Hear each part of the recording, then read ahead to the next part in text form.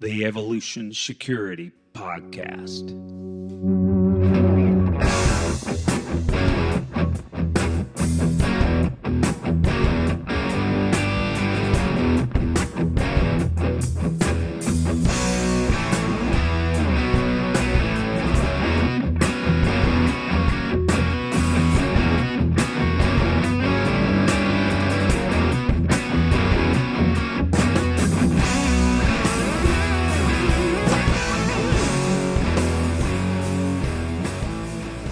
We're honored to have Keeper's Concealment as a sponsor of the show.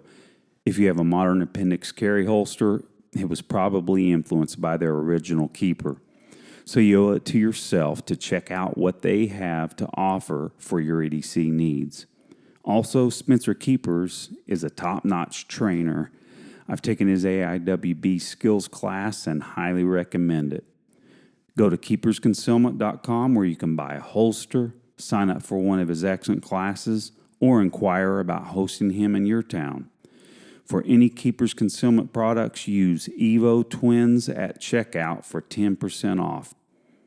Also, Keeper's Concealment is a proud affiliate of CCW Safe. They offer proven legal defense coverage if you had to defend yourself against a lethal threat.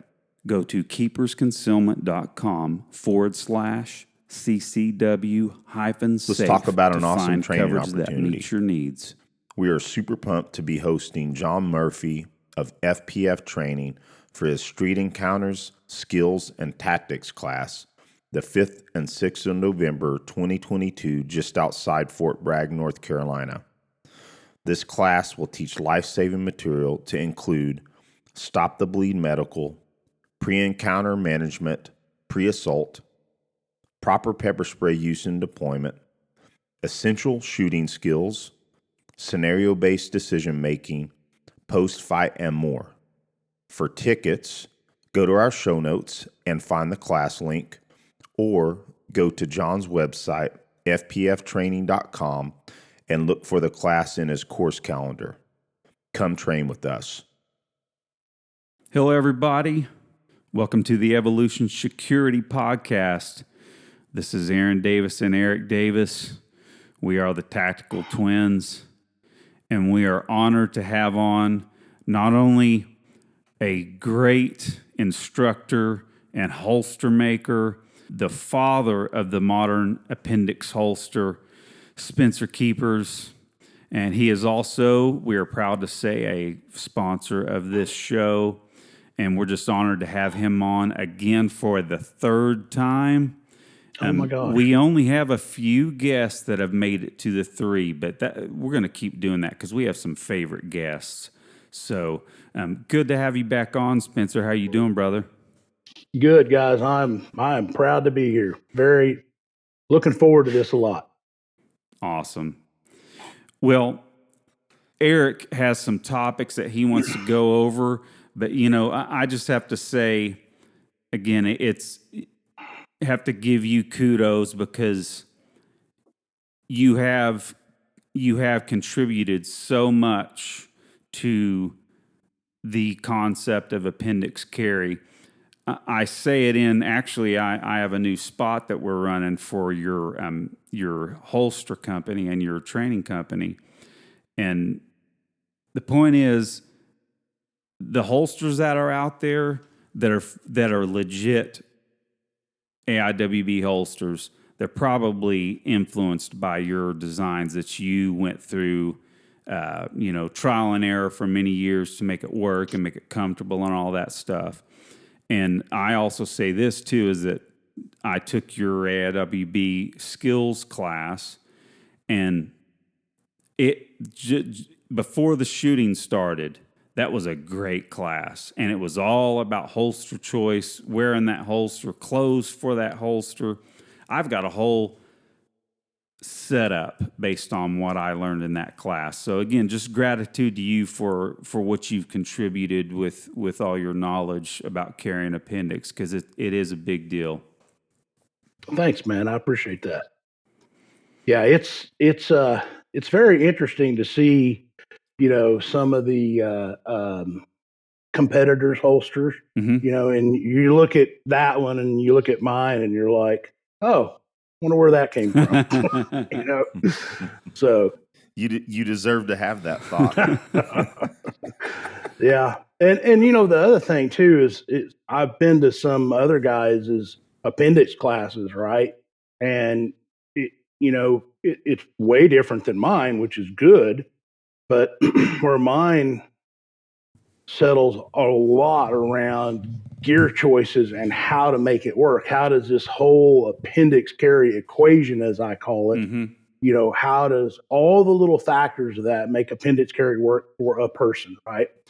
The other appendix carry classes I've been to has been about, how to really draw from appendix and stuff like that, which I cover, in depth in my class as well. So it's been interesting. But it was very interesting too that the dude teaching it, he's a great instructor, Scott Jelinski. Yeah. But he came through 3 of my classes and then called me one evening. He's like, "Hey man, I've got a bunch of guys that are asking for me to teach an appendix class," and I'm like, "Well, go do it." He's like, "Well, I just wanted your permission before I did," and that meant a lot cool. to me. Yeah, so, that is cool. But yeah, if you ever get a chance to train with Scott, you need to. We incidentally in October, I'm taking his red dot instructor class right here outside of Fort Bragg. So I'm really I'm pumped. so jealous. I've been trying to get into that for like 2 years now, and it just like the days just don't ever line up. I'm jealous too because we had Scott on when Eric figured out that date was open, and it's like, man, Scott had just taught the class in Oklahoma, I believe it was. I could be wrong, but there was something that it was like too close, too late, or something. But I don't want to go on without saying this. So I play gigs quite a bit, and you can see all the guitars around me. And I'll tell you what, that's one of the areas where appendix is not that great because it makes my guitars kind of poke out, Yep. And Yep. can't see it. Probably can't see it on this camera, but there's gun marks all over the back of this guitar. But that's all That's right. funny. I don't care about that, but I've just started getting, it's just like not comfortable because I like torque my back to try and get around the gun. Right. So I finally this weekend actually I took my wedge off my holster and stuck it in the hip. Dude, hip carry sucks. Once I have done that recently, just like, well, not too recently, but just trying out some sample holsters and some proof of concept stuff that we're working on, right? Yeah. And it's just like, I was just like, oh my God, how did I carry there for so long? Because, and it is a little funny for me. Everybody talks about my contribution to appendix, right? Mm-hmm. Well, I started carrying appendix in like 2009 or 10 or something like that. I've carried a gun since 1987. Yeah. And most of that time was strong side carry. Mm-hmm. So I have way more years carrying a gun on my side than I do appendix. But, and I appreciate that, the title or the concept of the stuff that I've given to the industry for sure for appendix carry. But I always just think it's a little ironic. Yeah. Well, and I want to be very clear. Hip carry is perfect and what some people need. What I mean is I don't know how long I've carried appendix. It's probably, I'm just started right before I took your class. That was maybe 4 years ago or less. 4 or 5 years ago, something So like I've that. been doing it a long time, but it's just that when if you take what I learned from you and and you know that you can make appendix more comfortable, more concealable than someone just, grabbing one of the catch-all holsters off their Facebook feed and then going, man, I can't stand that appendix holster. It's Right.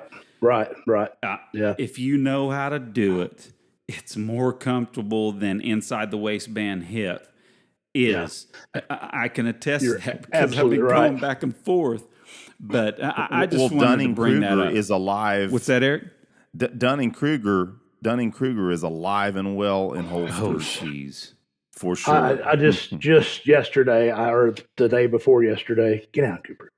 I saw some Facebook feed where this dude is, pretty chunky guy, right? And he's like, his thing is like pew pew tactical or something. It wasn't that, but it was something like that. And he's like, fat guys can't appendix carry. And I'm like, oh, not again. Now, it may take a lot to make appendix carry work, which is why I talk about the equation. Mm-hmm. But, there and again, there are some people that strong side carry is the only way or the best way for them to carry. Appendix, it will not work on their body, and that's fine. Yep. So anyhow, I don't want to spend too much time on that. Oh, yeah. And we wanted to touch on that a little. Oh, it really was just me, since I'm used to appendix and I prefer it. It was just amazing going back and forth. That's all I wanted to say. If you're an appendix person, most likely if you try that hip again for a while, you may not like it. But So that's true. Eric, bro, you've got some good topics that you wanted to bring up for this round table of gun geeks. Well, and a lot of this started by Spencer texting us about, just a little bit of a discussion on the Eli Dickens shooting at the Greenwood Mall in Indiana. And it's one of those things where we always need to try to learn. Lessons learned from incidents like this are crucial. And Spencer made some very, very good points via text that, man, we just thought we needed to discuss this. And so we're having Spencer on for that. So we're going to talk about lessons learned or some, we have some assumptions right now, obviously, but one of the things that I really wanted to make the point, did you guys happen to see, because I'm guilty of this, maybe it's not being guilty, I feel like I should know what the leftist media is saying. And after Eli, a hero, stopped the murder of multiple individuals, that at least CNN had it on the top of their page. And I'm like, this isn't, no, it wasn't at the top. I think it may have been several stories down. Anyway, it was at least on the front of their website. I was like, hey, I'm gonna click on this story and read it and see what they had to say. And it was very innocuous at the beginning, but then it only mentioned Eli, stopping the shooting in very, very quick terms, and then immediately went into, but the statistics show that civilians don't really stop these shootings very much at all. And did you guys happen to see stories that? I saw them everywhere. Yeah.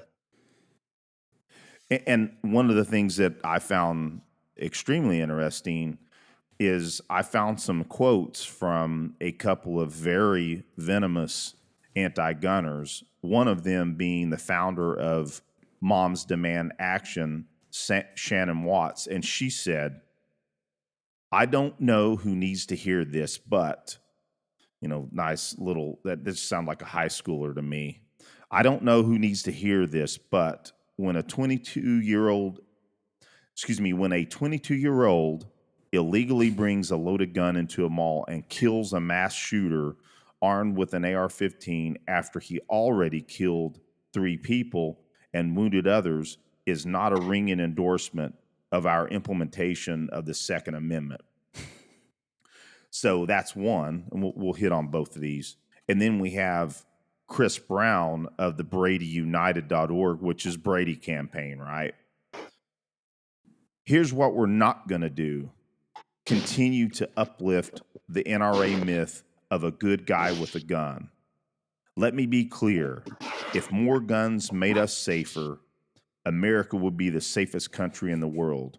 We need sensible gun laws, not vigilante safety nets. So, I mean, I don't know your guys' thoughts on that. I mean, it's just snide.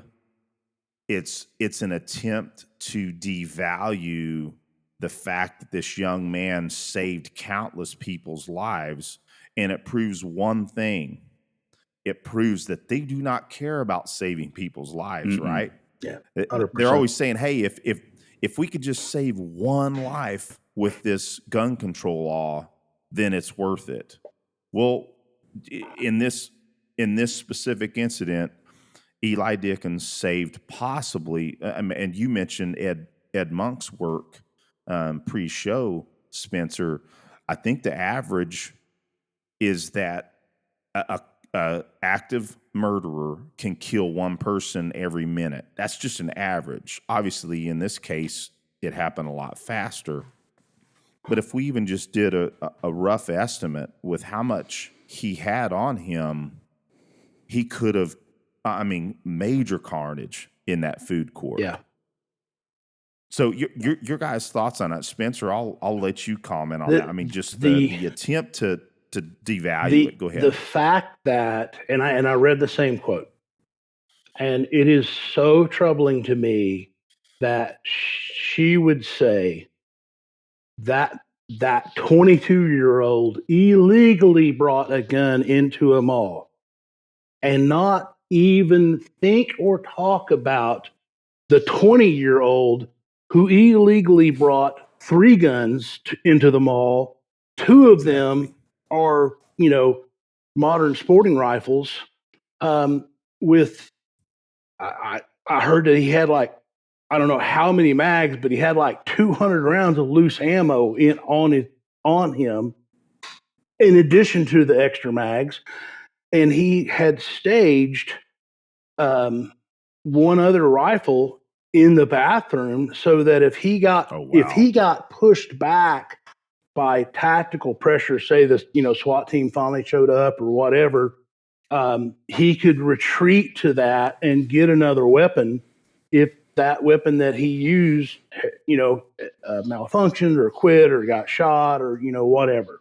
So for her to say that the hero illegally brought one in and then not talk about the bad guy not obeying any gun law, it just makes me furious, and I'm trying not to get worked up about it, guys. Well, it's Spencer, it's mind-boggling. I even hate to say the trite twisting of logic, but they literally are finagling themselves into a pocket to where they can say something that dumb and ignore the externalities that are in this physical universe. Right. True reality. Right. They are literally, reality all around them, and they ignore it because they care more about their anti-gun agenda than saving lives. Now, I wanted to. I'm glad you brought up her saying that he illegally brought that firearm, and as we know, the majority of the no Beretta signs and the no 1911 signs. You know what I'm talking about? The no gun signs. Every now and then you'll see a no revolver, and I'm always just fine with that because I don't have a revolver on me. But joking aside, we know that those are not laws; those are policies. Those are policies of the institution. Yes, and I don't mean to interrupt. Yeah, you're fine.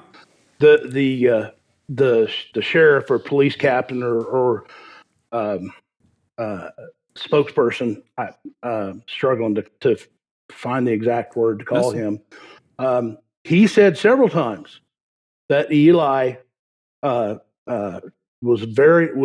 lawful in his carry of the firearm into the mall, right? And then you have that same thing. Is here's the police that say, "Hey, this guy was lawful in what he did," and you have the the anti-gunners, as we've called them, saying, "Oh no, he broke the law doing that," and they'll, to whatever body of audience that they have, those people will believe that. Well, Yeah. Well, and guys, I have to interject on this, and this is just my understanding, is that in Indiana, and let's just applaud the very fact that Indiana had just passed constitutional carry, and Eli was the beneficiary, and every person's life saved that day was the beneficiary of constitutional carry, because he didn't have a carry permit. He was carrying legally because of that July 1st constitutional carry. Now, I'll add this, is my understanding that Indiana, yes, that mall did have a no gun policy on that premises, is my understanding. But also, what I also understand is that Indiana law, that it only means that if you are discovered to have a firearm, and if you're carrying concealed properly, it's not going to be discovered. They can ask you to leave. If you don't leave, or if you return, you'll be trespassed. Yeah. That's my understanding, and anybody in the audience that can correct me, I'm glad to have that conversation. But that's my understanding. Oh, yes, that's my understanding. Go ahead. That's my understanding as well, and that's the same essential law we have here in Oklahoma. The mall, all the malls have no gun signs on it, etc. And a lot of businesses, furniture businesses, for some reason, are big on that. But you're right in that doesn't hold any legal ground until they have asked you to leave, and if you refuse to leave, then you are trespassing. Right? Now, there are some places, obviously, that you don't want to carry a gun that may have gun signs, such as a federal post office or a federal court building, or et cetera. But banks, like I carry my gun into a bank, or my credit union, whenever I need to. They don't even have any stickers on the door. I mean, it's just part of the deal. So, some states, churches are that way. You can, and in some states you can't. And there is some legal, issue there above what trespassing would be. But that's just something you need to know for your state or wherever you're traveling to. Excellent point. Well, what I wanted to bring up is I was listening to Gun Talk, the radio show with Tom Gresham, which he's a pretty neat older guy. And I'll tell you, before there were good gun podcasts, he was around. So, and he's pretty up with the times too, which is really cool. But I digress and say that he had Eli Dickens' attorney on, and of course he was not talking about specifics of the case, but what he did say, and you guys got to forgive me, I can't remember his name off the top of my head, and I can't remember the government official. I believe she was in Congress that tweeted the same thing. She repeated the thing, that he brought in an illegal gun to stop this. Now, two things. Again, why the heck are they so concerned about him bringing the illegal gun in if it was? But since it was not illegal, his lawyer said, yeah, there's going to be some consequences for that tweet. I responded to her tweet and said, ma'am, please look up the term in your state which is defamation in fact, I believe is what he said. And he said there will be consequences. So it sounds like there's going to be some civil lawsuits going on man, for defamation. I so hope that really, and that seems to have been gaining a little bit of traction. You know, we've seen, the dude, the kid that had the Magna hat on, that, he ended up with, I was like $270 million or something for that, which power to him. Yeah. And then just recently with Kyle Rittenhouse. Thank you. Getting old sucks. All of us. Right.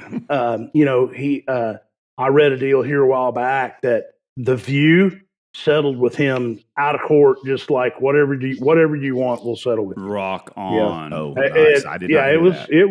It wasn't for, I thought it should have been much more, but I think it was for like $22 million or something like that.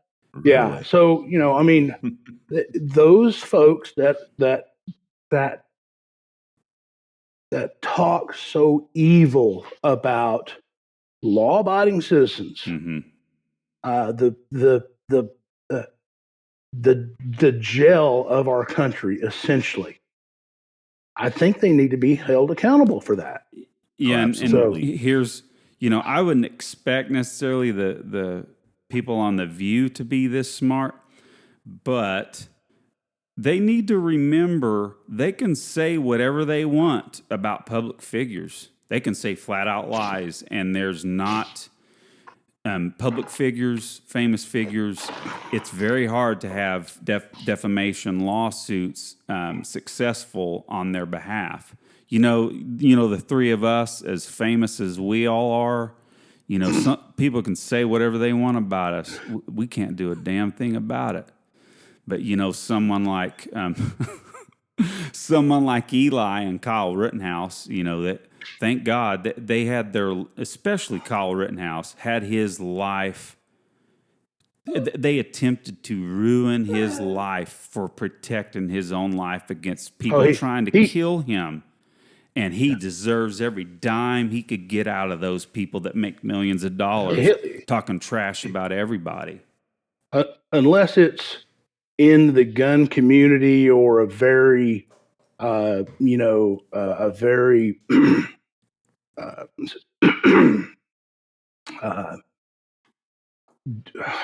what's the word I'm looking for? Gun-centric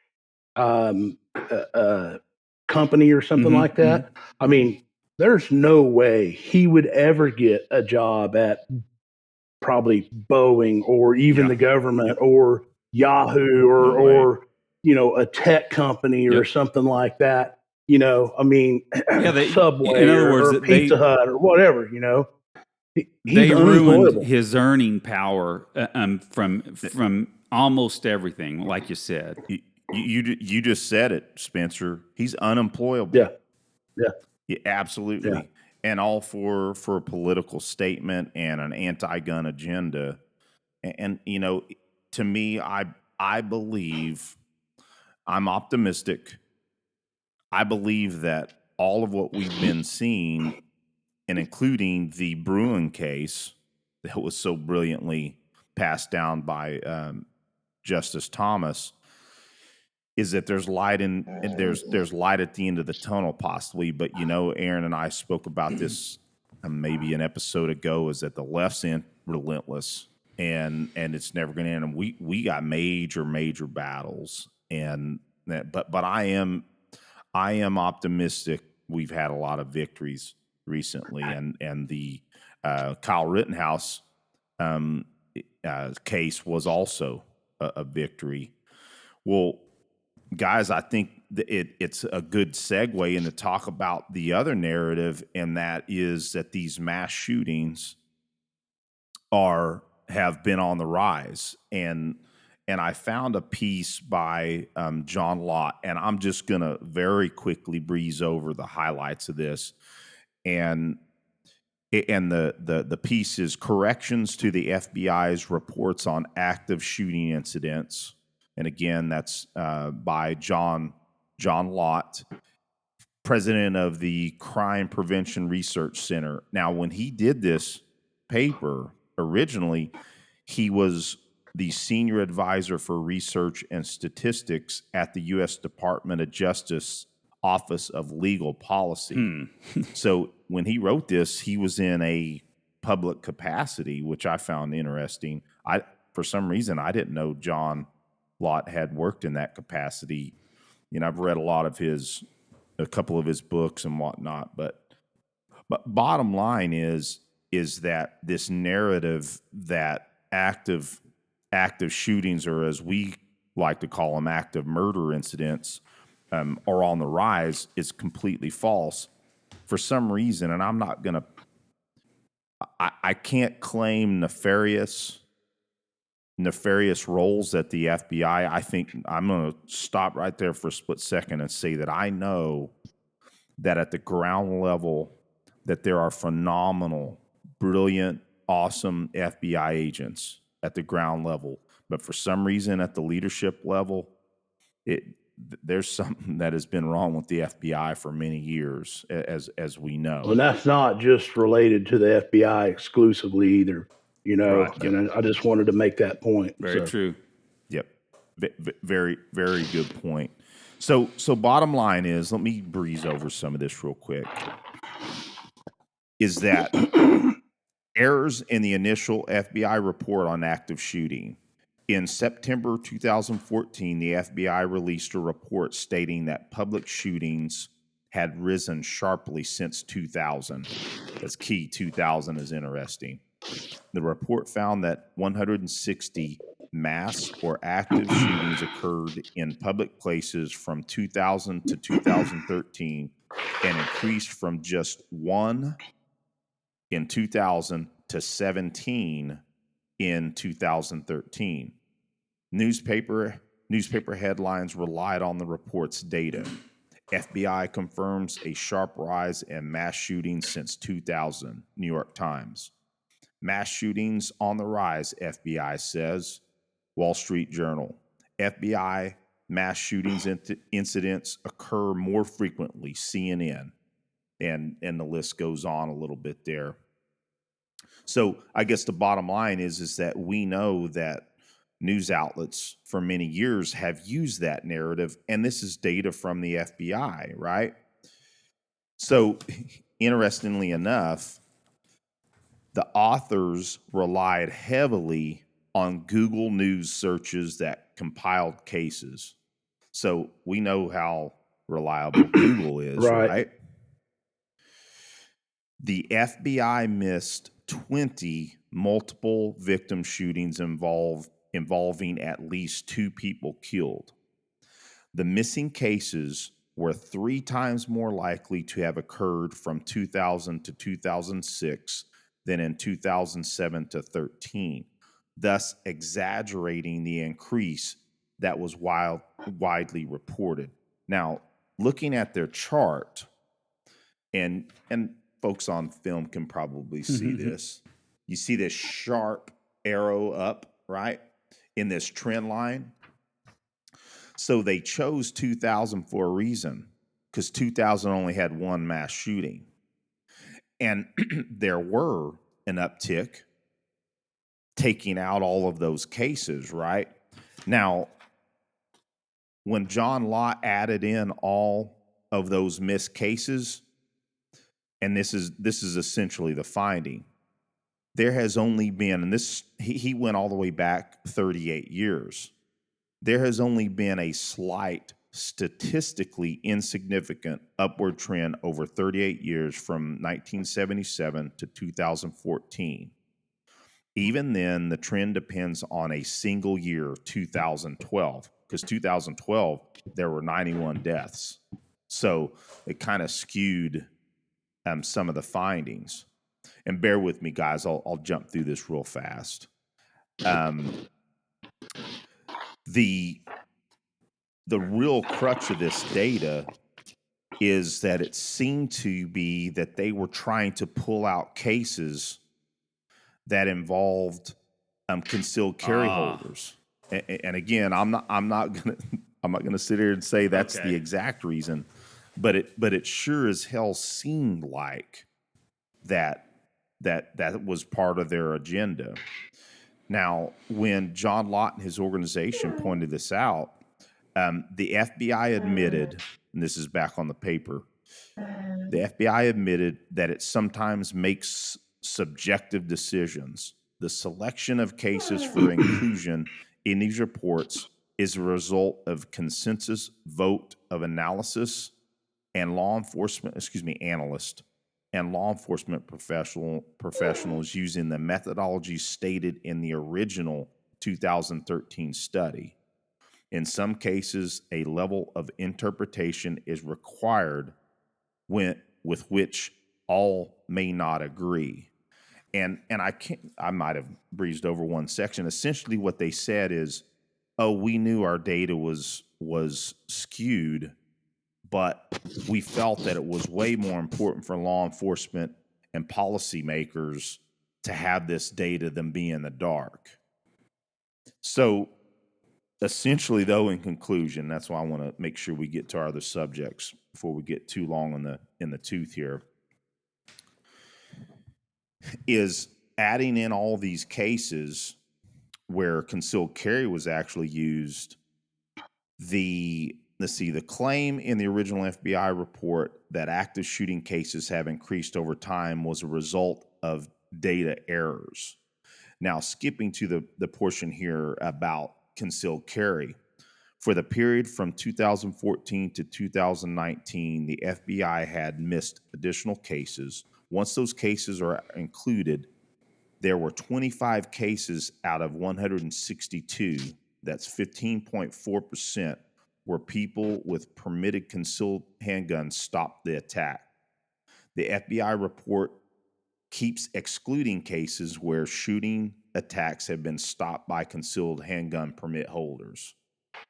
To put it differently, this is what's I think is crucial. While 36% of active shooting attacks have occurred in places where guns were allowed, okay, so anytime it occurred when guns were allowed, almost half, 42.3% of those were stopped by people legally carrying a gun. So you don't hear that statistic at all. Repeat that again real quick. Yep. Yeah, I will repeat it again, certainly. So 36% of active shooting attacks have occurred in places where guns are allowed. And in those, 42.3% of the time, they were stopped by a person with a gun, a good guy with a gun, to go against the twits I quoted earlier.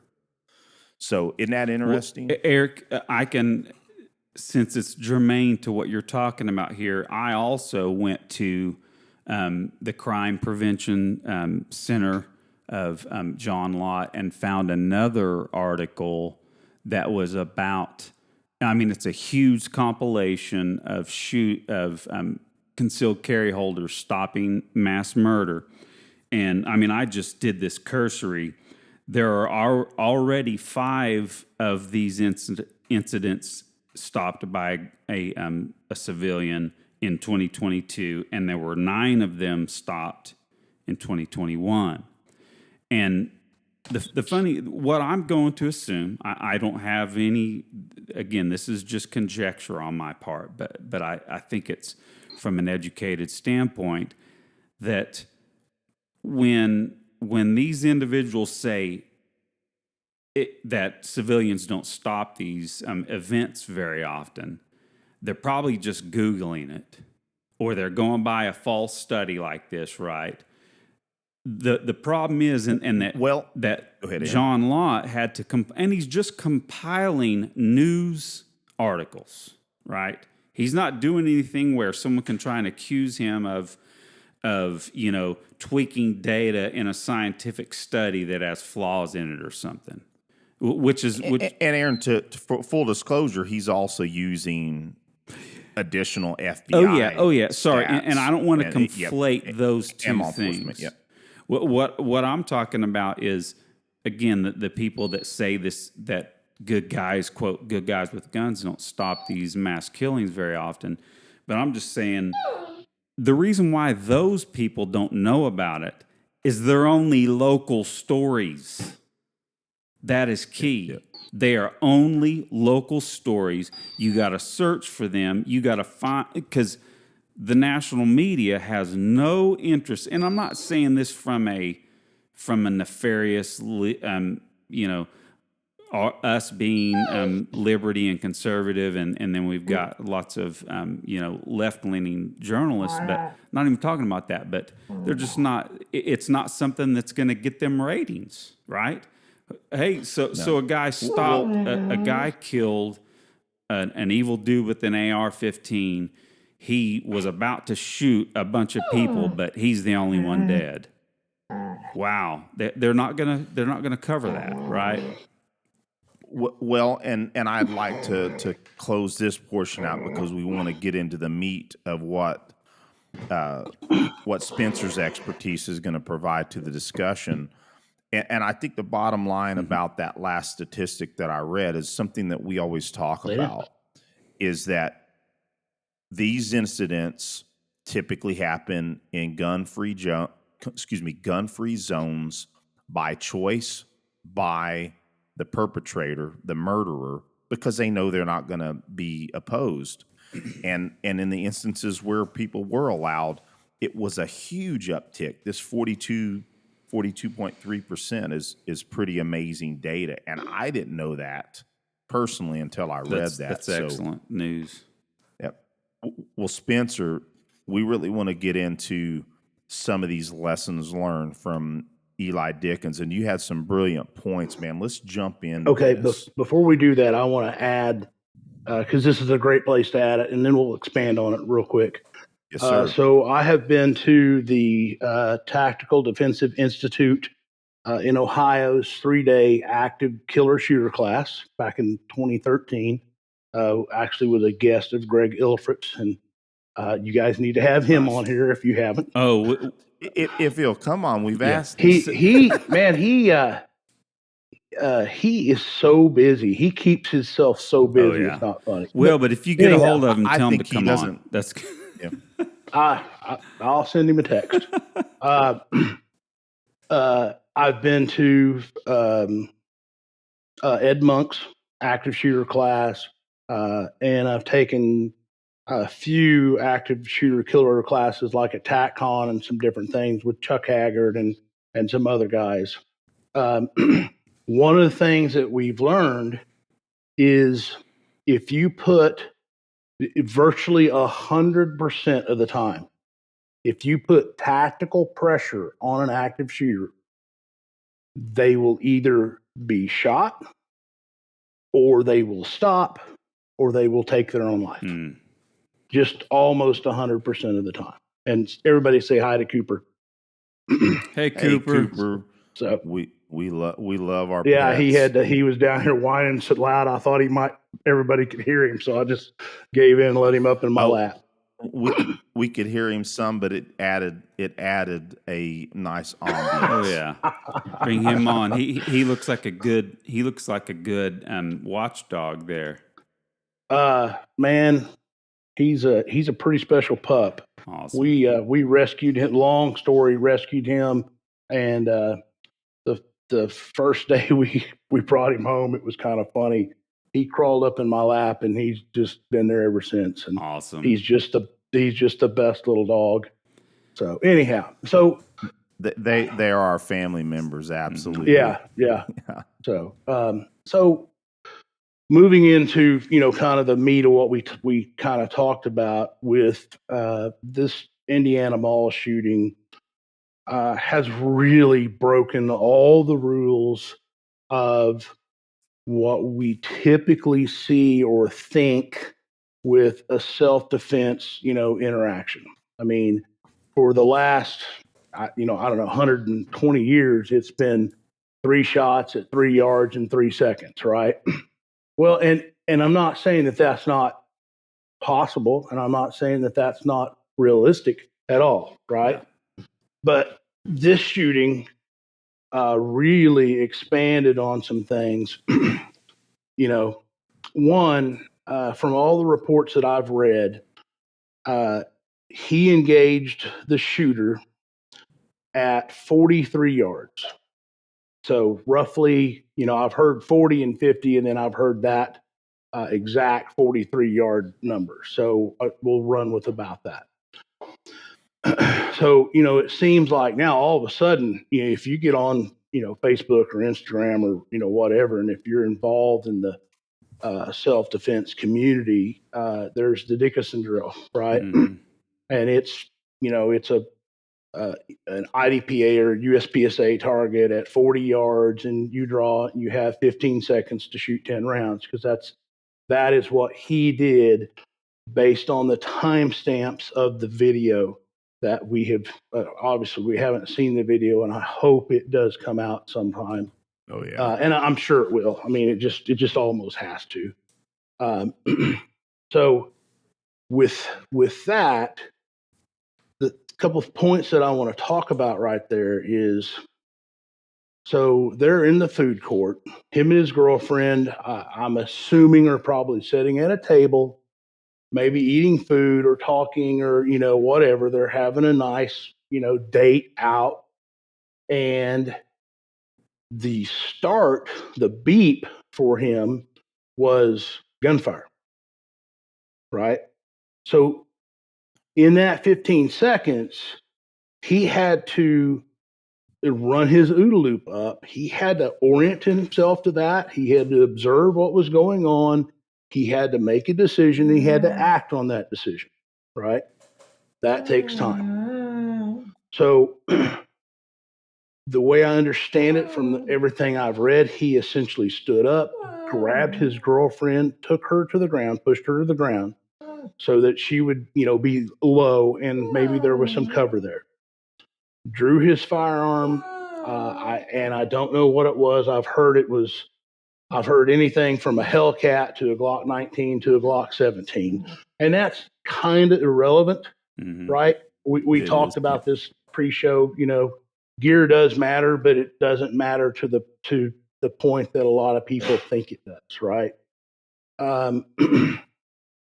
And he made, I think the way I've read is he moved a little bit to like a position of cover, or at least concealment, and he made a first round hit on this guy. And that, I think, is something that really, really changed the outcome of this. Because making that first round hit changes everything. If you watch John Correa's active self-protection, man, there's getting so many active, pistol shooter or something or another. It's hard to keep them all straight. Yep. But he's thousands of videos now, and he was at one of the instructor conferences that I was at, one of the range master ones, and he was talking about how, like, the first person to get a hit wins the gunfight like 99% of the time, right? Yeah. So that first round hit was huge. I can't wait to see the coroner report of it to see where the bullets actually hit, right? Yeah. And then he continued to engage the guy with 10 rounds. He made 8 hits. Now, that could be a little misleading. And I say that because I've read a bunch of stuff on this from some really knowledgeable cops talking about it. And the coroner is going to call any bullet wound a hit. So say this dude had the AR up and he shot him and it went through his wrist, right? And then into the chest. Well, that's 1, 2, 3. Right. So interesting. So we don't really know that those 8 hits were singular 8 hits. But honestly, I hate to say this, it doesn't matter. And the reason it doesn't matter is he didn't hit any innocents. right? Yep. Exactly. And it took the shooter down. And when he recognized that the shooter was down, he quit shooting, Mm-hmm. which is phenomenal. The accuracy that this guy had was uh, divine. Mm-hmm. I'll use that word Yeah. right there. Yeah, that's Um, good. Yeah. Uh, I don't do this drill in my appendix carry class because I have so much data to try and put in that 8 hours, right? But in all my other classes, at the end of the day, we do a walk back drill. And we take a roughly A zone piece of steel, and we start at 10 yards, roughly 10 yards, support hand only. And the way the drill goes is you shoot, and if you make a hit, you holster your gun up, and I demo each one, right? So I'll do it, and then I'll step back 3 to 5 yards, right? Normally 3 to 4 yards. And each person will shoot. You shoot until you miss with your support hand. The next time you come up, you add your strong hand to the gun. And I do that because nobody ever shoots that way. But even if your strong hand was injured, but you could still get a little support on the gun, it makes it more stable, thus making it more accurate. So I do that so people can understand that, because, you may very well get shot. If you've ever been in a good force on force class, you see a lot of wounds to the hands and to the arms, right? Oh yeah. So I'm looking at some scars I have from Sims. oh rounds yeah, right dude. there. I mean, yeah, I understand 100%. So so from there, you shoot till you miss. Then you're strong hand only. You shoot till you miss, and then you're a freestyle or two handed. So each time you're shooting at that piece of steel, you're 3 to 5 yards farther away from it. And we routinely in a class will get, most of the guys will commonly get back to 30, 35 yards, something like that. Occasionally we'll have a shooter that's maybe not quite as developed as they think they are. They'll only get to 25 or something. But in just about every class, we've made it back to at least with ranges where we can accommodate this, obviously, right? We've made it back to about 80 yards. A class in Ohio I did a couple of years ago, I maxed the range out at 113 yards, shooting a Beretta with iron sights, and every single was a double action round. Double action, huh? Nice. Yeah. So Rock on. So what that does for you is it gives you a real sense of, hey, I can make hits back to this range. And, if you're getting back to 60 or 70 or 80 yards shooting on again, this is an A zone piece of steel. It's not a full silhouette. It's not a BC piece. It's an A zone piece of steel. And actually it's a little smaller than the A zone. So when you're talking about an A zone, USPSA Like a or IPSC. USPSA target. Okay. Correct. Mm-hmm. Right. So, that gives you a whole lot of confidence on what you can do with handgun. And it lets you know where your skill set is. Mm-hmm. Some guys don't need to work on that at all. If you can hit that A zone piece of steel at 80 yards, bro, I think you're solid right there. Maybe you need to work on it a little, but you don't need to work on it a whole lot. If you're only hitting it like 25, 30 yards, I would put some work in on that. Mm-hmm. Right? Yeah. Because you just don't know what the problem is going to be.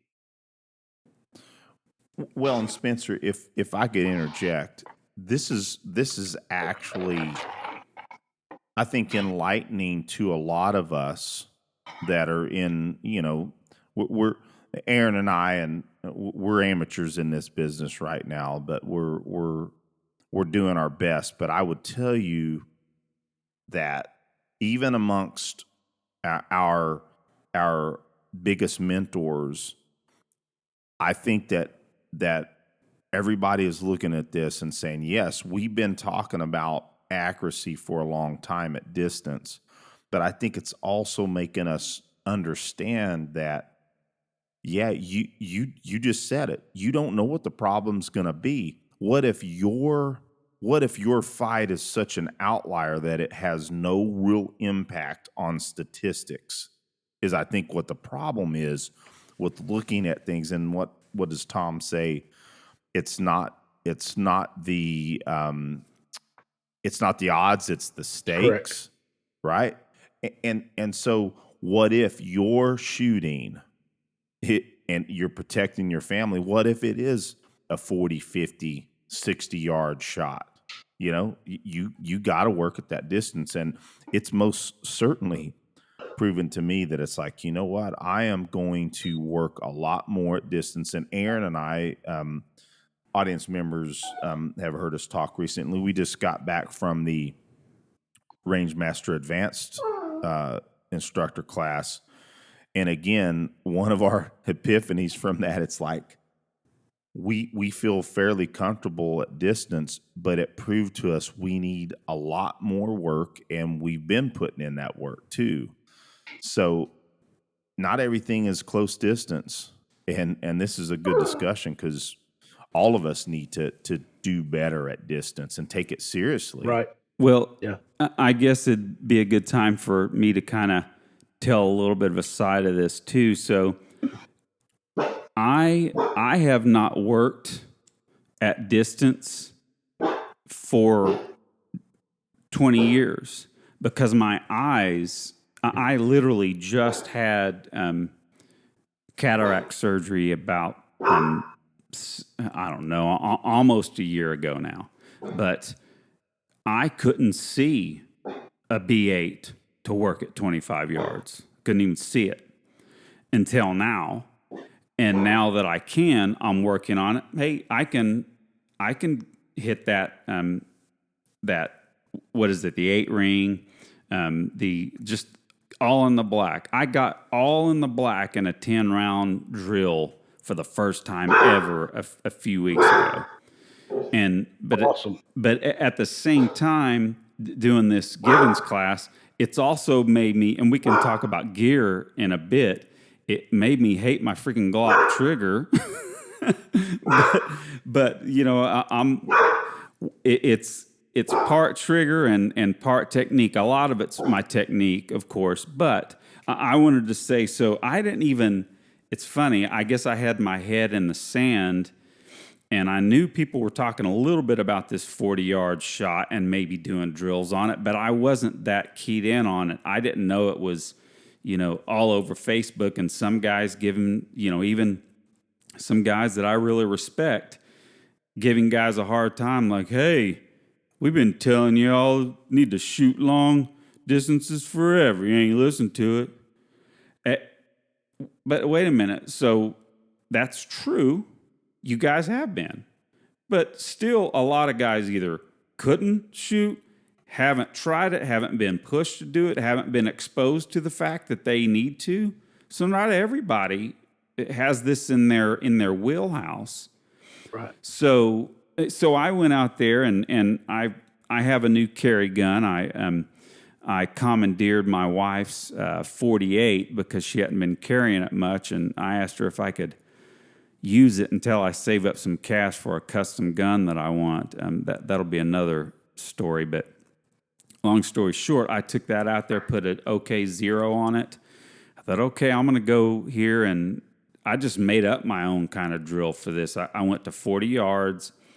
I said, okay, I'm going to shoot this fairly fast because I'm going to try and put some pressure on myself. I'm shooting this offhanded.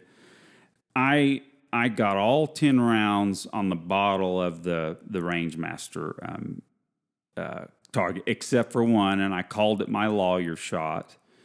But I was glad to hit. I was glad to hit that because I don't think I've ever shot a pistol at 40 yards. Maybe I have once or twice. I think I actually did once in an IDPA match, and I just remember it being excruciating because of my vision. But and that was on a. Now I realize that gun had a real tough trigger and everything. But I'm glad I did it that way. I could have shot it better with a little bit tweaked up gun, but it was as honest of a drill that I could put together. I was cold. I had actually just put the 0 on there. That's all the shooting I had done. But it's not accuracy that I was proud of.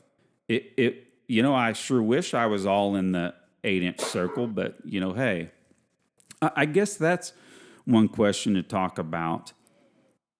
We aren't getting bullseye shots out here at 40, 50 yards. We're talking about getting, quote, combat effective hits. Would you comment on that, Spencer? 100% on that. I'm not going to say that I can do a head box shot at 40 yards, at least not reliably. Maybe if I put in some real time, I could do that. But, we talked about this just a little bit earlier. The first bullet that you can get into the bad guy, the better. And while they may not be perfect hits, they're probably going to distract him a little bit, right? And let's say, we go back to what we talked about, as soon as they get tactical pressure on them, well, let's say that's enough tactical pressure, because it's better than nothing. Yes. Right? Yes. A marginal hit in this kind of context, and remember, we've got to keep this in context, is better than a miss. Yeah. Right? Yeah. Obviously we want the most perfect centered shot on the nose or chest that we could deliver, but I'll gladly take one in a shoulder or a kneecap or whatever, and give me more advantage to continue to put tactical pressure on them. So yeah. Well, it's kind of like that saying. I've heard multiple people say it, and I've said some iteration of it over the years, is any shots on them are bad for them, good for me. Well, and let me just segue just a little bit on this. I'm a lifelong hunter, right? I've killed more freaking deer and antelope and hogs than 10 semi trucks could haul. Well, there's been few occasions where hunting in a party or something like that, where somebody had made a bad hit on an animal and we were tracking it and it got up and started, running or limping or whatever, but we could see that the animal was injured. Well, at that point in time, I'll take any hit that I can put on the animal, right? Because the sooner that I can end that animal's suffering, the better I'm going to feel about it, right? Yeah. So I'll take a marginal hit at that point in time. If all I have is a straight going away shot, and this actually happened a year ago with my stepdaughter, first deer she's ever shot in her life. She made a great shot. Somehow or another, she shot this doe straight into the chest cavity and missed both the heart and lung. I don't know how she did it. But as it was running away, of course, now it's been shot. I'm assuming it's been shot way better than it was. I had a fleeting second to make, a Texas heart shot, if you will. And I was able to get a bullet in there and put that deer out of its misery. So I think in a tactical situation like this, where you've got a handgun versus an AR at distance, I'm going to take any hit I can get. Oh yeah. So, very good point. I mean, that is the point, Spencer. I mean, this young man was fighting against a dude that had a freaking rifle. Yeah, that's not a fair fight at all. Not at all. So I mean, it just makes it that much more impressive. Yes. And the stones of this young man, and also like I think there was some divinity going on in this situation for sure. Amen. I can't deny that. Yeah. I mean, I've shot with I've shot with Rob Latham several times. He's the best handgun shooter in the world. And I guarantee you, he was impressed by what this kid did. Yeah. Guarantee it. Nice. Yeah. So I think we've talked a good bit about that. I want to kind of move into the what we've learned about the first victim of this shooting.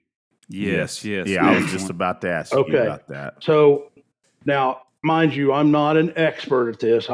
I've researched it. It is enough to kind of quell my curiosity. I still think we don't have all the facts. And really, I think until we get some good video details, we won't really know all the facts, right?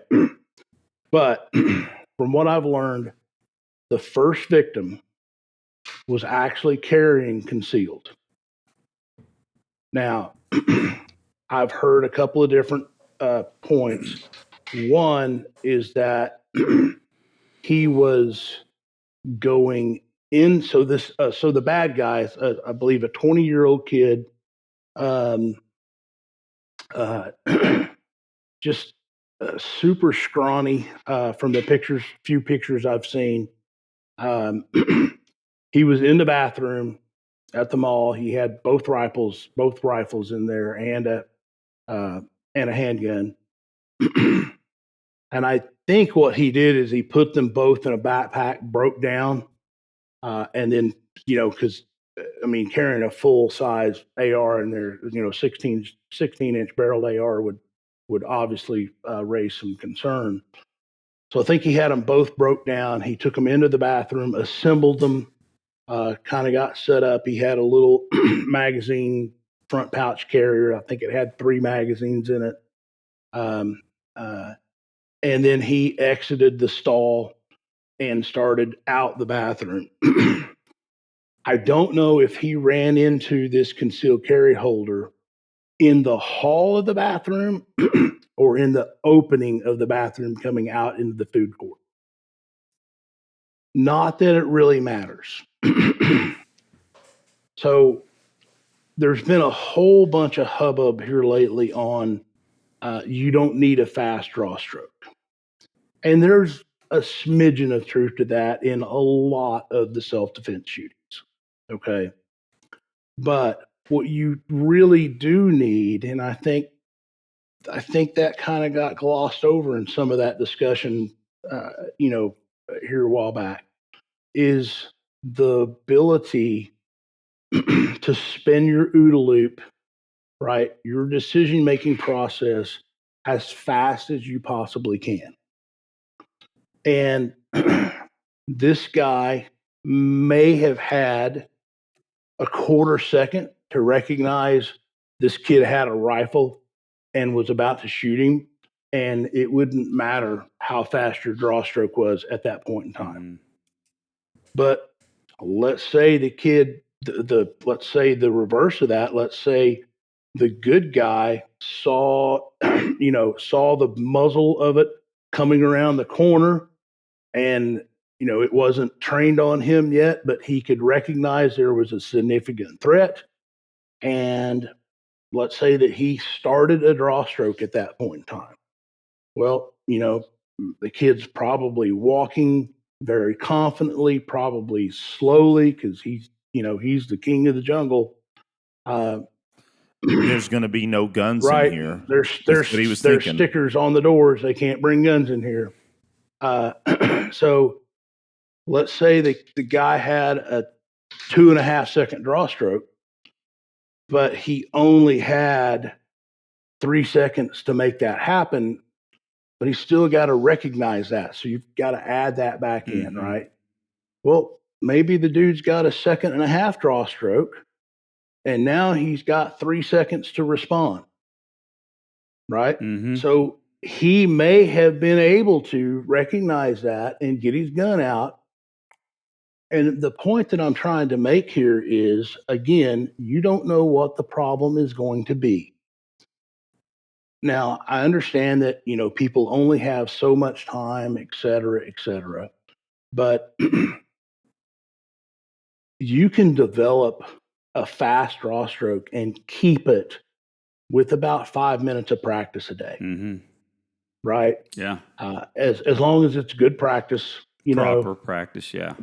et cetera. You don't have to spend 3 hours doing dry press. In fact, I would tell you not to even try and attempt that, because I can't tell you how many shooters I have over the years seen that put in a ton of work, way more work than I ever do, and have never even touched my ability with a handgun. And it's because the difference is the quality of the work. Mm-hmm. The work that I do is very precise and very accurate and very correct. Effective. And I quit. Yep. And I quit. Yeah. And when I get tired, I'm done. Mm-hmm. I'm going to take a break. Well, if I can interject there, that's the point where there's diminishing returns. And so therefore that additional time is not only wasted time, it's also time that can contribute to the development of bad repetitions. Yep. Yeah. That's right? correct. And Yeah. Go ahead. just real quick, the point that if we're gripping our pistols correctly, it's going to make us tired, right? Yeah. Yes. Yep. So, just to people out there that maybe don't dry fire a lot, that's one thing that they'll, as they refine their grip, etc. That's why only 5 and studs go into 10 or 15 minutes a day, but they may not need to, like you guys said. But just Well, and I'd really like to double down, Spencer, on what you were hitting on. In both cases, it's interesting when we talk about this incident, and again, we're making certain assumptions, Right. on especially the individual that was killed first. But let's face it, those of us that are serious about being prepared, I think that's one of the fallacies of preparing for averages Correct. and not preparing for outliers. Yes. And I'm gonna admit that this is something that is within our industry, right? Is that it's preparing for averages, and that okay, those outliers are not near as important. But I think in this instance, we could find that in one particular mass killing attempt, and there were multiple people that did pass, unfortunately, that we had 2 possible black swan events. One being that Eli had to take shots at 40 plus yards, and that also this individual could be proven to have needed a sub-second draw. Right? I mean, if we think through it, point. This I think it's very possible to extrapolate. Yeah, maybe I think to expound on what Spencer said, and it helps me understand it, is that maybe that guy needed a second and a 1.75 draw, and that guy had him in 1.5, right? So not a super fast draw. Like you said, Eric, it proved that but it's possible that a quicker draw could have saved that guy's life. It's possible. It's theoretically possible. But, the other thing, too, that we've got to keep in focus here is, while I truly believe a fast draw is, especially for a civilian, I think it can be a game changer, right? But you have to be able to recognize the problem. Mm. And I think that there's a little bit of a disconnect between the sub-second draw and recognizing the problem, Yeah. right? That's excellent. And, you have to have both, right? Because if you don't recognize it, that sub-second draw is not going to do you any good whatsoever, right? So the mental rehearsal, the mental imaging is huge for people to do. And what I mean by that is, when I'm driving down the road, I will think of a scenario that might happen. Let's say that we come up into a huge, traffic stop, and it's backed up, and some dude jumps out of a car with an AK, like happened in Virginia several years ago, and just starts randomly shooting into cars. What are you going to do? And run that scenario through your head and think, shit, okay, the first thing I need to do is exit my vehicle and get as much vehicle between me and that dude as I can, and then start to try and angle a shot into him, right? Maybe it's I've got enough room that I can start maneuvering my car onto the shoulder of the road. Maybe I'm the car right in front of him, and I can just, V8 him instead of 9mm, right? Skinny pedal on the right, to quote James Yeah. Yeager. There's a reason that I like driving fast cars, Yes. or at least, fairly fast. So, and it may be that you're sitting in a movie theater and you're on your phone, and some dude walks in and you're the first one that he shoots, but it's not, you're not dead. You can still function to some degree. What are you going to do? And the late Dr. William April talked about this in length, and I so treasure having gotten to train with him many different times. But he said, when you're doing this, if your heart rate isn't getting up, you're not doing it correctly. Yeah. So there's so many facets, if you will, to a really well-rounded self-defense package, if you will, right? Mm-hmm. And yes, you only have so much time, and maybe your body, like mine, is broke as crap right now. I'm not going to be in boxing and jiu-jitsu right now. My back's so screwed up I can barely walk. But hopefully I've got some appointments coming up soon, and hopefully I'll get some relief. Well, But that's anyhow, good to hear, buddy. Got some prayers for you, buddy. You have to work around that at that point in time if that's the cards you're dealt, right? So yes, it's great if you're a freaking Paul Sharp, you're former TAC team guy, you're multiple stripe black belt, you wrestle with pros, and you're carry a gun with you everywhere you go. That's awesome. But and you do mental rehearsals and all this stuff. That's that's like the ultimate package, right? Well, if you're just say you're a single mom and you've got 3 kids, and you're trying to go to the mall and protect them. Maybe you're only going to have a Glock 42 380 in a bra holster, because you can control it there, and your kids can't get to it. Something like that.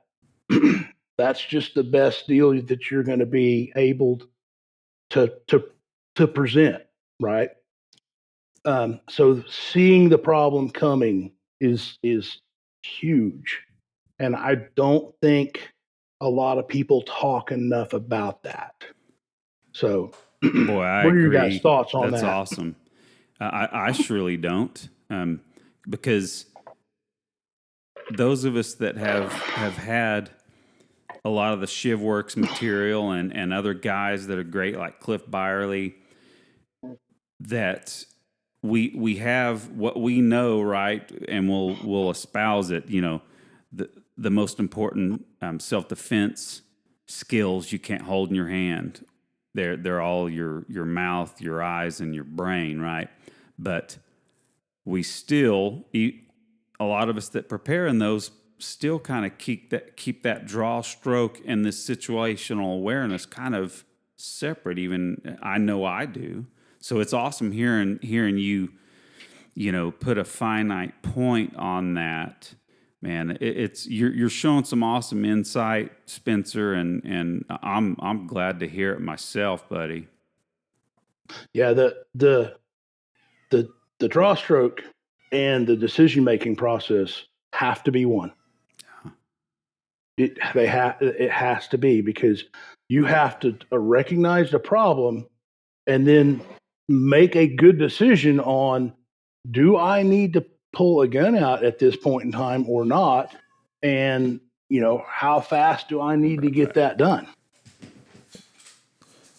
Well, and Spencer, I think you are hitting it on the head about the visualization piece, the wargaming, and we also know that part of this equation, and a lot of folks may not want to admit this, but if you can get into any type of legitimate force on force training, this can essentially be a lifesaver, because you are going to make some of these under pressure decisions, that you have a parking place, to use William April's, the great late William April's phrasing, is to have a parking place for these things, so that, just like you said, that you can have that extremely, that tenth of a millisecond decision process, so that second sub-second draw, or let's say it is the 1.5, that amount of time that you did have to make that decision, that you were able to do it, and to get that crucial hit, as you succinctly said, that is crucial. That first significant hit is likely going to win the fight, Yes, right? Yeah. And something, as we're talking about, active shooter killers, a lot of them are going to be wearing body armor. Mm-hmm. So that may be something that you have to recognize in that decision making process, and go, okay, a high center chest shot that we spend so much time trying to make isn't going to work. I'm going to have to shoot the dude in the head. I'm going to have to shoot the dude in the hips. I'm going to have to shoot the dude in the elbow if that's all that I can see, and finding good force on force, man, I wish there were better outlets. But if you can get into a ShivWorks class, it's great, especially Amos. And then, I know Greg Illiferts does some. I think Carl Wren does too. Carl Wren does some, and it's, and even just like with airsoft force on force, Mm-hmm. I mean, that's a good learning process. So Yeah, I mean, you hit it on the head, Spencer. I mean, doing airsoft force on force is still dealing with pressure. Right. We will definitely not poo-poo on folks engaging in that activity, because it is helpful. I think that ultimately, I'm interested in, and we spoke with John Murphy about this when we had him on last. I am intrigued in any methodology, and I'm doing a lot of study in this, and I don't have any definitive, because I'm not an expert in it, but I am very much right now, over the last 6 months or so, been studying how can we bridge that gap when it's hard to get people into an ECQC or an AMIS or even Carl Wren's stuff. Because Aaron and I, when we were down, because that's where the advanced class was at Kara Training, is that I'm looking forward to get into Carl's class as well. Is that how do we get individuals to bridge that gap, to start getting into proper decision making under some pressure? And then when they realize, oh, it's not so big of a deal, even that little bit of a pain penalty is not a big deal either. So I think that's where I'm really starting to put some of my focus, is figuring out how do we bridge that gap. And I'm not sure the answers just yet. Oh, that's a tough question, but I will tell you this from my experience. My good friend and mentor, Will Andrews, who teaches up at Wilshire now. At the time, he was at H&H Gun Range here in Oklahoma City. And so he teaches a series of pistol skills classes, like 2 through 5 or something like that, and then a shotgun class, some other stuff. And, he did it about 3 weekends a month. So I trained with him, took every class that he had, and then started AIing for him, etc. And one year he made a decision to put about a 30 to 45 minute mindset lecture in front of the start of the class for the handgun, portion of it, right? The how do you hold it, et cetera. It was all done in a classroom, taught a little bit of a draw stroke in the classroom, and then we went to the range and shot. Well, the way he did his classes is he had a retread program, he called it. So you could come and take his classes on the retread program for $25 as many times as you wanted. Right? So, it's an awesome opportunity, right? To go take the class and learn it all over again. The more times you do it, the better you get at it, etc. He had about a 90% retread success rate. Wow. That's Before impressive. he added the 30 to 45 minute mindset lecture. I'm telling the future here in my mind. After he added the mindset lecture, and he stuck with it for like an entire 6 months or entire year, I believe. He had about a 25% retread program. Because it's so dang stressful, I guess. So what it is when people decide the way our culture is the way our culture is, right, with guns, people suddenly decide that the world is an evil place, and something happens, they bump into some jerk at Walmart or something, and all of a sudden they realize, hey, this great big guy that's mad at me could really hurt me, and I don't have anything to help myself. And they go tell their boyfriend or father or mother or daughter or whatever, and they're like, oh, well, you need to get a gun. Okay, well, we'll go check that box, we'll go to the store, we'll buy a gun. Well, maybe I really want to start carrying it, et cetera. So then they think, hey, I'm going to go take this essentially basic handgun class so that I can learn how to shoot it a little better and how to maybe carry it, how to learn how to do a draw stroke. So you have to let them do that. And then once they've done that, you can slowly add more to it. Right? Mm-hmm. You can start talking to them about, situational control, as I call it, being able to see the problem, being able to talk. Verbal skills are the most underrated skills that we have. They Absolutely. Are by far the most difficult to learn. Ask me how I know. And they are, I cannot tell you how many times I have talked my way out of a bad situation. I've had 4 attempted carjackings. I've had 3 attempting muggings. I've had guns pointed at me. I've been shot at. I've pointed guns at other people, et cetera. And you wouldn't think a dude that's, 6'2" and about, well, I'm not going to tell you how much I weigh now, COVID. But back in the day, I was 6'2", lifting all the time. I weighed about 280, and as strong as an ox. And I was doing jujitsu and all that crap, and boxing, and all that. And at that point in time, that's when some of that stuff happened to me. So, but I was able to talk my way out of every single one, or the carjackings were all involved the skinny pedal on the right. But where I'm going with that is you have to let them kind of do a little self-discovery on that almost. You can't, like, you have to spoon feed them a little bit of that stuff and then hope that they start to see that just because I have a gun doesn't mean I have the answer to all the problems. Yeah. So that's, in my experience, that's what I have seen.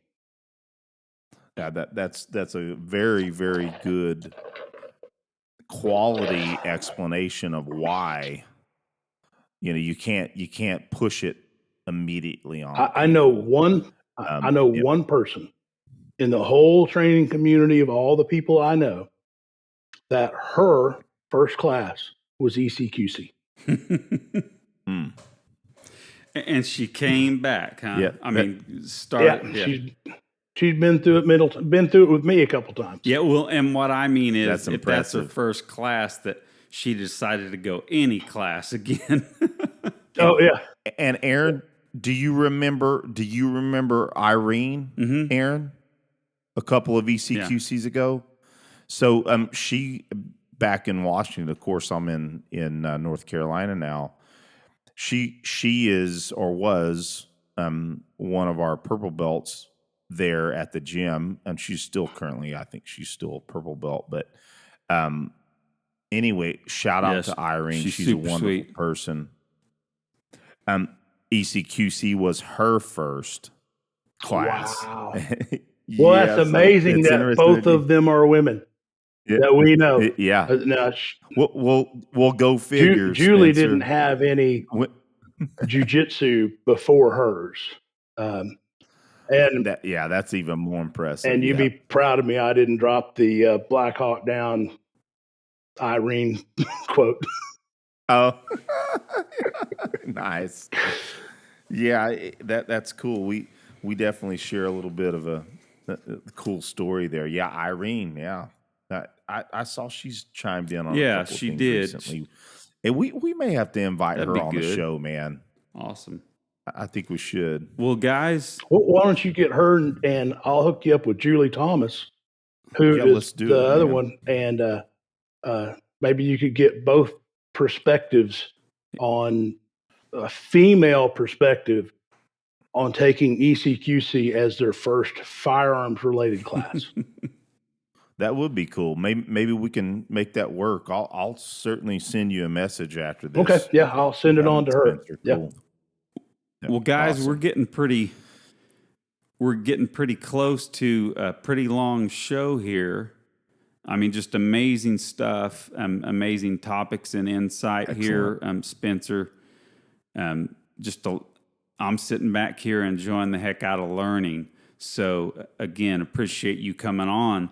Now, let's just have a quick, fun conversation about what gear you're running these days, because you've went through a few, because we're friends on social media. We text each other every now and then, all that stuff. And I've seen you go through some gear evolutions, and this gun, and then back to this gun, and then where are you at these days? Since you started using dots again, and because I know you had a eye issue that kind of forced you into dots for a while. Right. I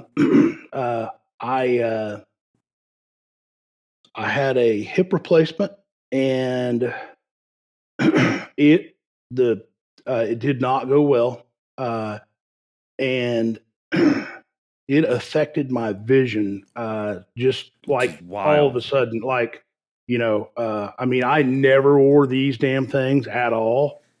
And within just like a few days, I had to wear readers and I couldn't see my front sight and guarantee you head box hits at 7 yards, which is just, I mean, you've seen me shoot. Oh, yeah.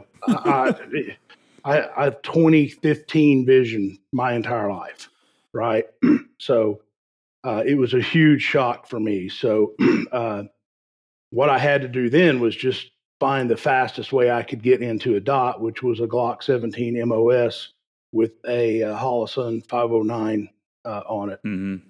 Uh, but the other gear that I've been through, I've been through the striker guns. I spent quite a bit of time, about 3-4 years, on the single action guns, mainly the Berettas. And now I'm kind of floating between a striker fired gun. I have been carrying a Smith & Wesson Shield Plus Performance Center. Cool. With a dot on it.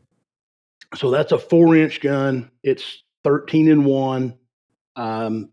Because of my injury that I've been dealing with, I've been wearing sweats a lot because it's just more comfortable not to have a belt on right now. And so I've taken one of our keeper holsters. I've put a DCC monoblock clip on it, and I can just clip it straight onto the sweatpants. And I've practiced with it quite a bit in sub-second draws all day long. Easy peasy. So I've been running that a lot.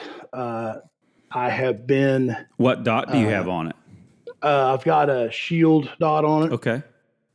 So I bought that, and I probably kind of wished I'd have got another Holosun, the 507, Okay. I think, whatever it is. Yeah, 507K. I've got a couple of those.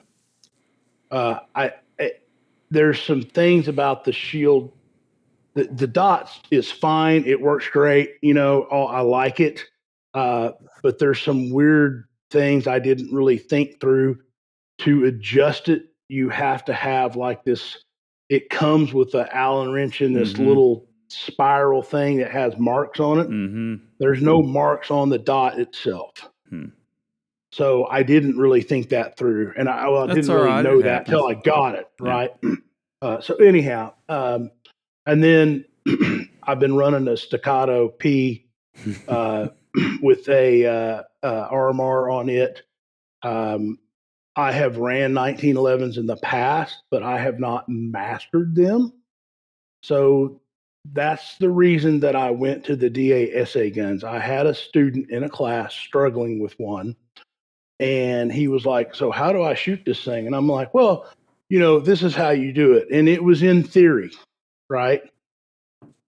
It wasn't something that I had done. Now I carried a DASA gun for a while, a SIG, but it wasn't something that I had put, high performance capability in. Yeah. Just try and say it that way. It wasn't something I had ran so much that I could guarantee you, here are a couple different ways to run the trigger system, right? And now I can do that. I've set some of my best times on drills with a DASA gun now. And in fact, I love them. I just love them to death. But it's kind of hard to put a dot on them. And when you get a dot on them, it's really high off the bore axis. So I decided instead of doing that, I was going to go the staccato route because I wanted now to master that single action platform. Well, Spencer, it seems like that. I mean, you've ran a gamut from running a striker fired, the DASA, and now the staccato. I'm curious. Did you ever try any of Ernest Langdon's new dot mounted slides? I'm just curious. Yes, I have. Yeah, and like I said, it just changes the gun enough for me that I didn't want to do that. Gotcha. I'm not saying it's bad. I'm not at all. It changed the gun enough for me that I didn't really like it. Yeah. And then there again, I had mastered that platform pretty well, and I wanted to kind of move on to something else.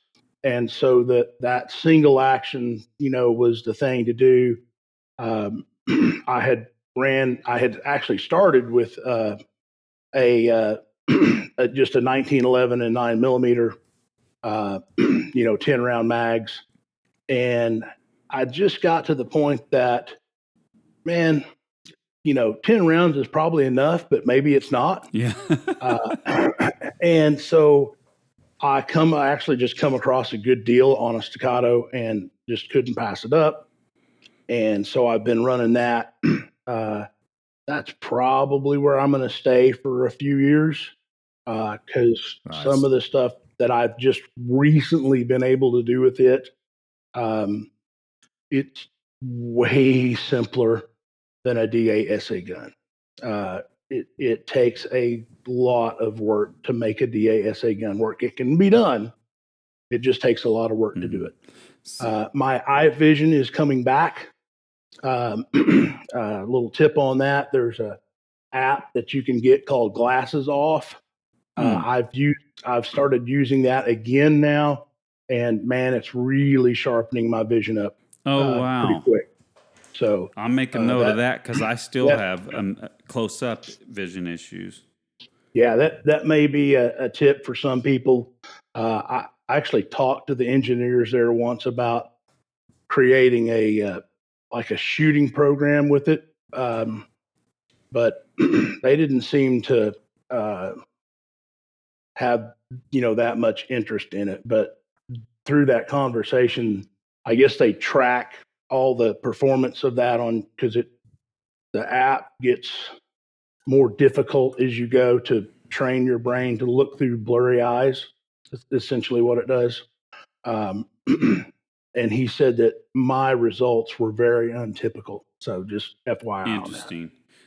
Now, so you bring up the staccato. I've been kind of on a kick since Cliff Byerly, when we took his complete combatant class, he did something really rude and handed me his staccato.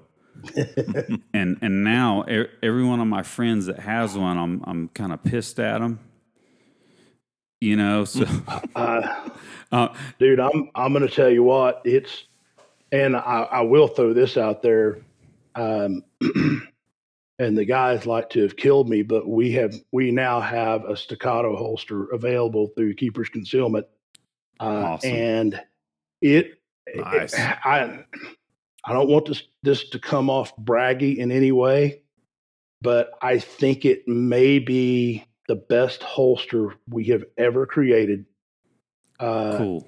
And it is the second most comfortable holster I've ever worn in my life. Interesting. And nice. The only other one that the top one is the one I have for my Glock.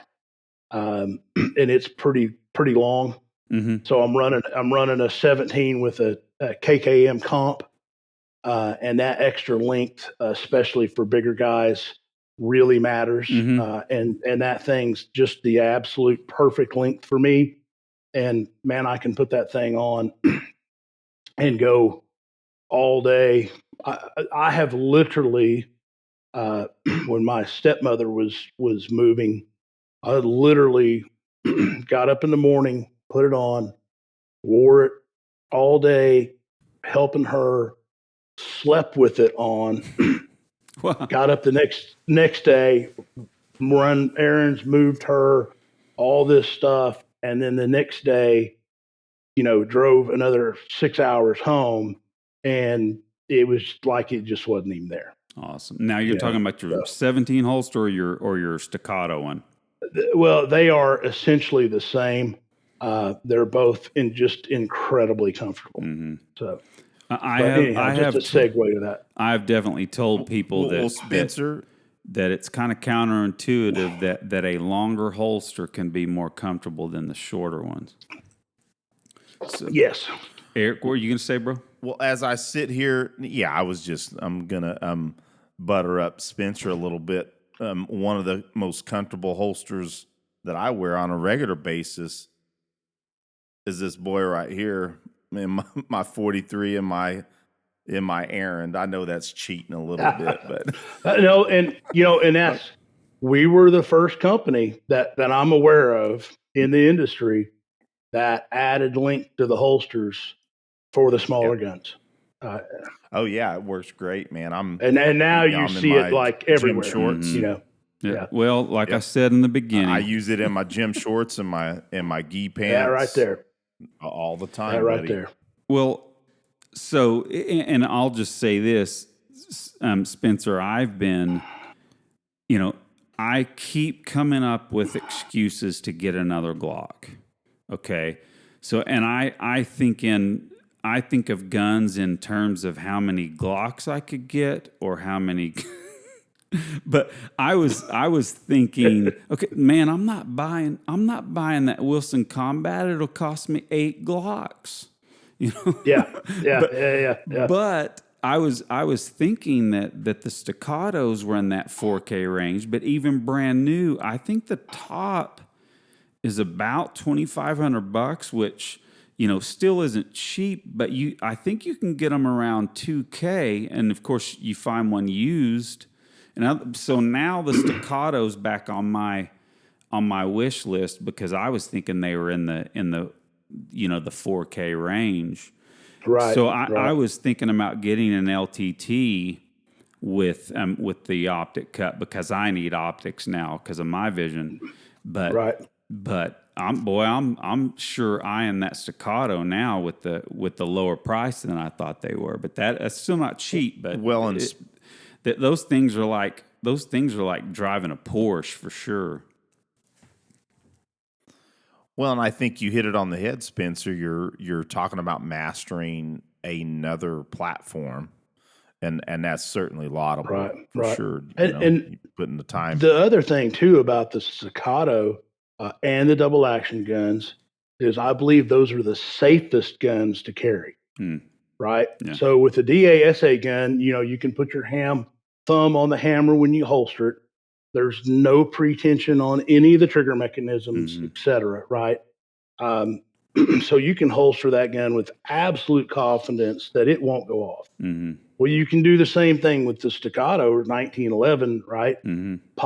You've got a thumb safety you pop on, or if you don't, our holster actually turns it on if you have the factory staccato safety. Right? What'd you say that your holster pushes the safety out if it's not on?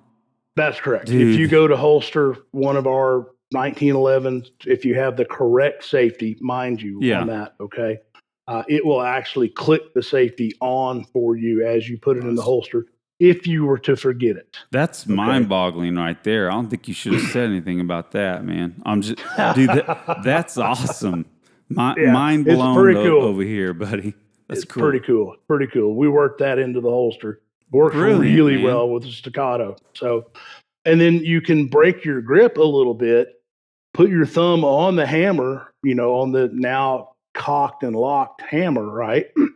And you can holster that gun with the thumb safety on, your thumb on the hammer, and the grip safety activated. Yeah.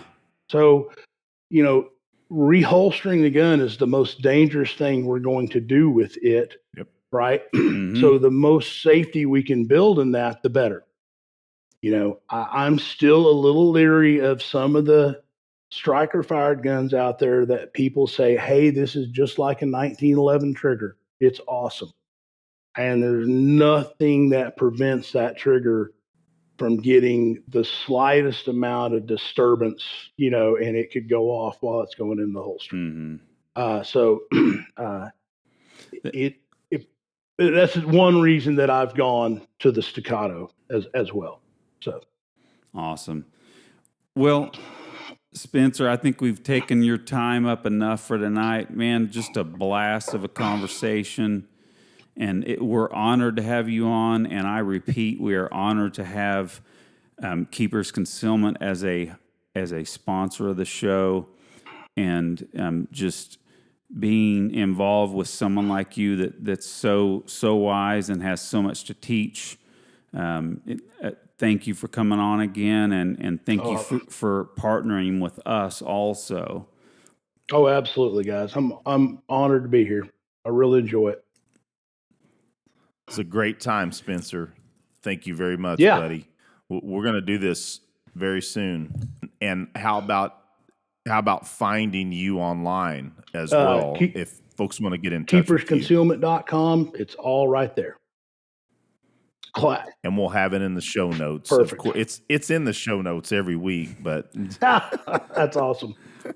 You guys have a good evening, and just awesome talking to you, Spencer, and we'll talk to you soon, buddy. Sounds great. Thanks, guys.